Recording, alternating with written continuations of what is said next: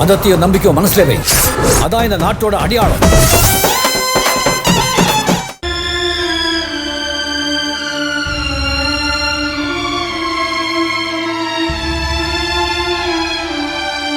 இப்போ ஏழுல உனக்கு இவ்ளோ கோவம் வருது?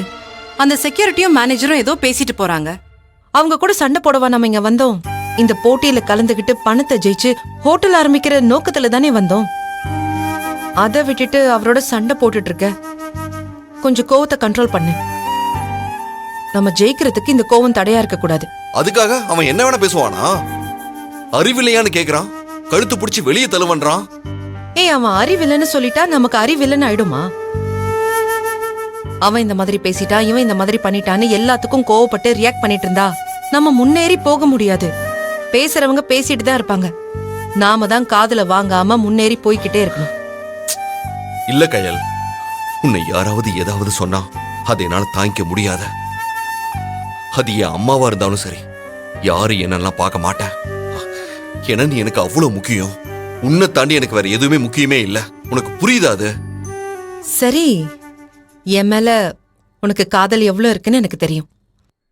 ஆனா நீ உன் கோவத்தை குறைச்சுக்கிட்டா நல்லா இருக்கும்னு சொல்றேன். சரி, கொஞ்சம் சிரிய. போதுமா? கரெக்டா சிரி. என் ஆளு சிரிச்சா பேரழகு.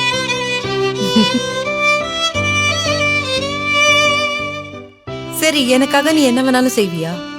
உசுர கூட கொடுப்பேன். அதெல்லாம் வேணாம், வேர்க்கடலை மட்டும் வாங்கித்தா. சாப்பிடணும் போல இருக்கு. போ, வேர்க்கடலை. இரு வரேன்.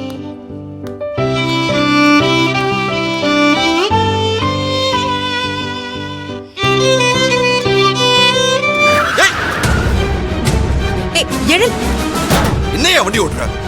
ஏய், வண்டிங்க இறங்குடா, இறங்குடான்ற, இறங்குடா. சாரி சாரி சாரி தம்பி. என்னாச்சு? சாரிப்பா. கயல், கயல், நீ எப்படிமா இங்க? சார், நீங்களா? எழில் சார், இவர் என் ஹஸ்பண்ட் சார். ஞாபகம் இல்லையா? ஐயோ ஆமாமா, ரொம்ப சாரிப்பா, தெரியாம நடந்துருச்சு. சார், இல்ல பரவாயில்ல சார், நானும் யாரும் நினைச்சு டென்ஷன் ஆயிட்டேன். சாரி தம்பி, பரவாயில்லப்பா, தப்பு என்னோட தான். ஆமா, எப்படி இருக்கீங்க ரெண்டு பேரும்? நல்லா இருக்கும் சார். என்ன எழில், எதுக்கு ஒரு மாதிரியா இருக்கீங்க? என் மேல இன்னும் கோவம் போலையா? ஐயோ, அது இல்ல சார், அவரு வேற ஒரு டென்ஷன்ல இருக்காரு. என்ன டென்ஷன்? எதுவா இருந்தாலும் பரவாயில்லமா, சொல்லு. ஒன்றும் இல்லை சார், நாங்க ஒரு குக்கரி ஷோல கலந்துக்கிறதுக்காக வந்தோம். வந்த இடத்துல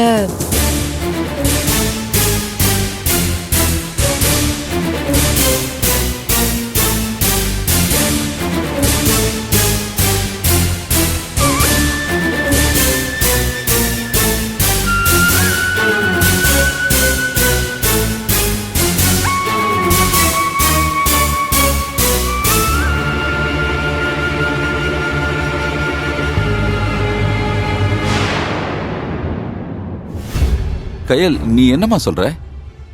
எது அந்த சீதா கிளப் சார்பா நடத்துறாங்களே அந்த குக்கரி ஷோவா? ஆமா சார். அது எப்படி உங்களுக்கு தெரியும்? என்ன தெரியுமாவா? அந்த குக்கரி ஷோக்கு ஒன் ஆஃப் தி ஸ்பான்சர்ஸ் தான் நானு. ஓ, என்ன சார் சொல்றீங்க, உண்மையாவா? அட என்னம்மா நீ, நான் என்ன பொய்யா சொல்ல போறேன்? ஒரு நிமிஷம் இருமா.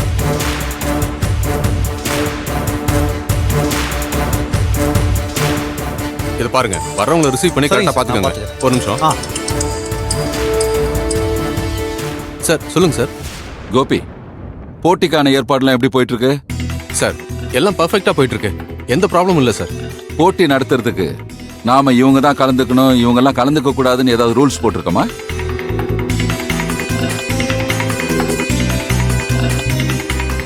என்னாச்சு சார், ஏன் இப்படி கேக்குறீங்க?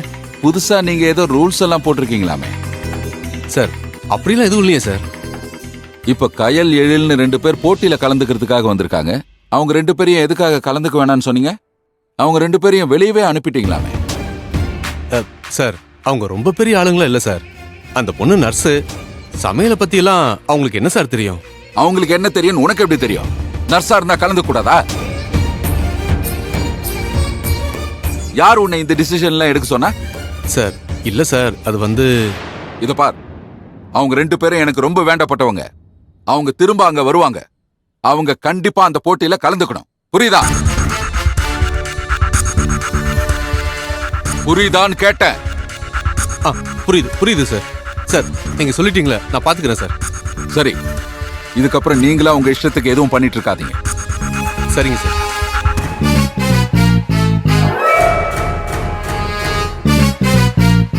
நான் அந்த மேனேஜர் கிட்ட பேசிட்டேமா. நீங்க நாளைக்கு அவர் போய் பாருங்க. சார் ரொம்ப தேங்க்ஸ் சார். இது நாங்க எதிர்பார்க்கவே இல்லை. என்னம்மா நீ எனக்கும் என் குடும்பத்துக்கும் பண்ணிருக்கிற உதவிக்கு இதெல்லாம் ஒரு சின்ன விஷயமா? உனக்கு நான் என்னதான் உதவி பண்ணாலும் அந்த நன்றி கடனை என்னால தீர்க்கவே முடியாதுமா. அப்படிலாம் இல்ல சார். சரிம்மா, நீங்க நாளைக்கு போய் அந்த போட்டியில கலந்துங்க. அங்க இருக்கிற ஃபார்மாலிட்டிஸ் எல்லாம் என்னன்னு பாருங்க. அந்த போட்டியில நீங்க 2 பேரும் கலந்துகிட்டு கண்டிப்பா ஜெயிக்கணும். அதுக்கு என்னோட வாழ்த்துக்கள். Thank you sir. கண்டிப்பா சார். பரவாயில்ல, தேங்க்யூ. ஆமா, நீங்க 2 பேரும் எங்க போனோம்? இல்ல வாங்க, நானே உங்களை டிராப் இல்ல பண்ணிடுறேன். இல்ல சார், பரவாயில்ல இருக்கட்டும். நீங்க கிளம்புங்க. சரிம்மா, சரி. அப்ப நான் கிளம்புறேன். Thanks sir.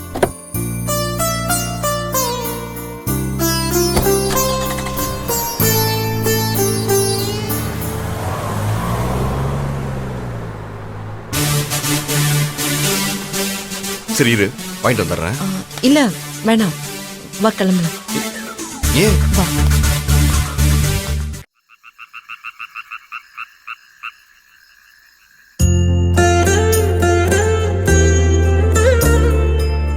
என்னக்கா சொல்றீங்க? அப்போ நம்மளால இந்த போட்டியில கலந்துக்க முடியாதா? அண்ணி, இந்த போட்டியில யார் வேணா கலந்துக்கலாம்னு விளம்பரம் போட்டிருந்தாங்க. அப்புறம் எப்படி பண்ணாங்க? இதுக்கெல்லாம் காரணம் யாரு? ஏன் இப்படி பண்றாங்கன்னு தெரியல.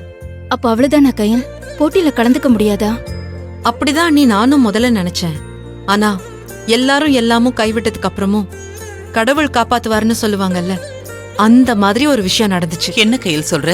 என்ன நடந்துச்சு?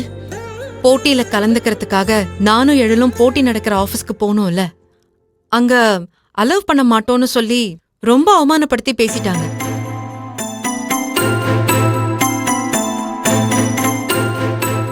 அதுக்கு எழில் கோவப்பட்டு அவங்க கிட்ட சண்டை போட்டு பிரச்சனைக்கு போயிட்டான்.